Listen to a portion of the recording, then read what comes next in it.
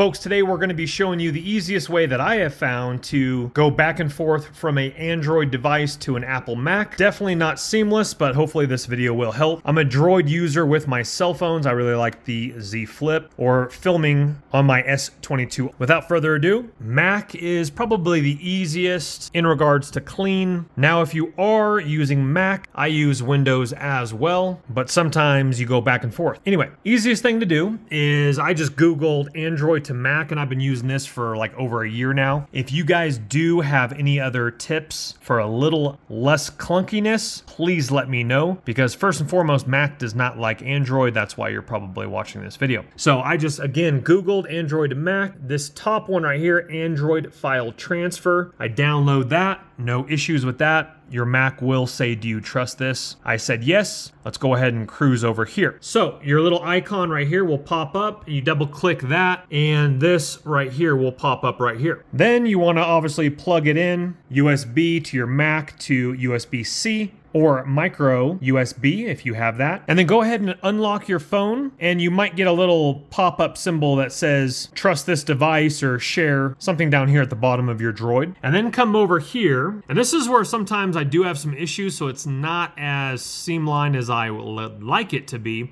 I double click on my little Android little bot here, and then you'll probably get a warning like this. Android file transfer is an app downloaded from the internet. Do you trust it? And of course, I've been using this for quite a while now. Okay, here's our little pop-up here now. Allow access to phone. Yes. Yes. We're going to go ahead and confirm that. And this is where it gets a little clunky, where sometimes I literally have to unplug my USB and plug it back in. This time it went pretty easily, but sometimes it just like doesn't want to work, but this time it does. So now we go down to DCM, we go to camera, and see, you'll get these like pop-up warnings, but everything is fine. See, I can have all access to it. Now I can copy these files to my Mac hard drive or vice versa. Like for instance, the reason why I'm even doing this right now, making this video, is because I have vertical videos that I flip from my GoPro I want to post on Instagram. And so what I'm going to do is I'm going to bring a Instagram reel saved on my Mac.